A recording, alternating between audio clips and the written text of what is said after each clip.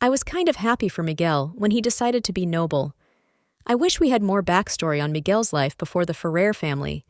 They said he was poor, but I think seeing his life and his relationship with Angela would have helped to understand. I kind of felt bad for Miguel, though, in terms of never feeling enough for Angela and Pedro. It's a constant battle he has to fight every day in his personal and professional life, since he works for him too. A sad reality that drains people. In the end, we see that Miguel is officially a free man like he wanted. However, did he lose touch with his kids too? Not like Lucas cared, but Ava maybe. I wish we saw a flashback to the planning of their, Camila and Miguel's, fake deaths to see when she told him about Tina, why she was there, and how they came up with the plan. Without that, we are left questioning how Miguel survived the car crash and explosion. We saw that Camila was okay. However, we also saw her reaction to David, saying Miguel didn't make it. Miguel even said that Angela didn't try to help him out of the car after the accident, meaning it was him, but he had no damage. Unlike Angela, who was not close, but had to use crutches. That was the second time that Angela just abandoned a body. Yes, she was in shock, but it's puzzling still. After she believed she killed Camila, she called Miguel, who surprisingly came to help. Interestingly, she kissed him since she appreciated that he was doing the cleanup, and both were bound by this secret elongating their stay together before the accident she believed would remove him from her life finally. I felt bad for Angela. She seemed alone despite having some people to turn to. Miguel had cheated on her before with Jimena, whom he promised to be divorced for so that they could run away together. He didn't follow through, but surprisingly she did. She left her husband and daughter but left her. Miguel had promised Angela change after this, but it didn't stick as he got involved with Camila. She's been through this and felt betrayed again. She was emotionally tired from the questionable character, judgment, and intentions of her father, to whom she always gave grace, as well as the reality that Miguel didn't seem to want her as her family unfolded. She's a working mom and heir to the family company. She worked above Miguel and eventually became the new CEO.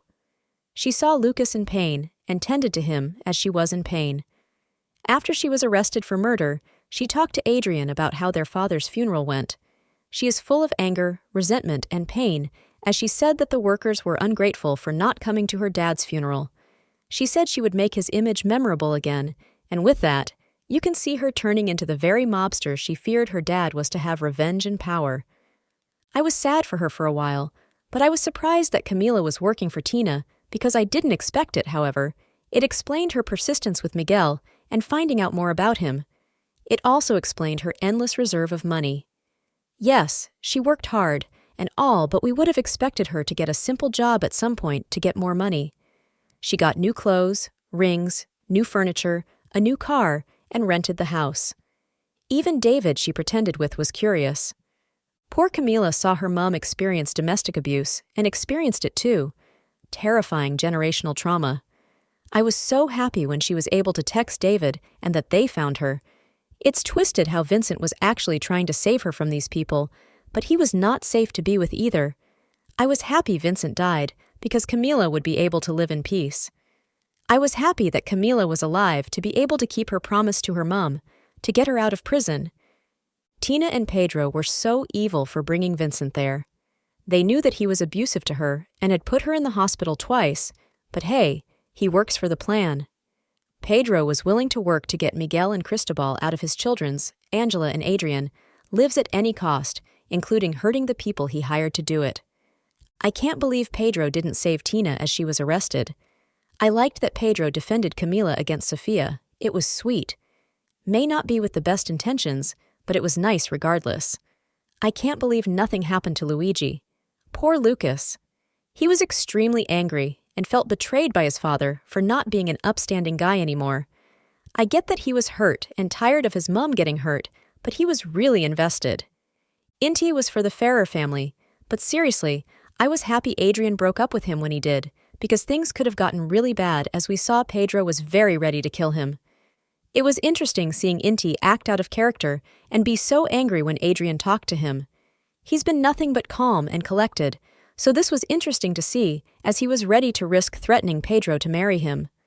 I felt bad that Adrian was putting Chris and his fresh engagement on the line, talking about how he's a masochist for Inti. especially when it was part of a scheme. I know where I know Adrian from now. He was in my heartbeats for Lola. I was so sad for Cristobal. He was actively watching Adrian lose interest in him and got framed. Chris was scared to tell him about his addiction, which Tina used against him. Adrian didn't even stop him. He didn't even fight, as Chris said that all he had to say was that they'll solve it, and he'll stay.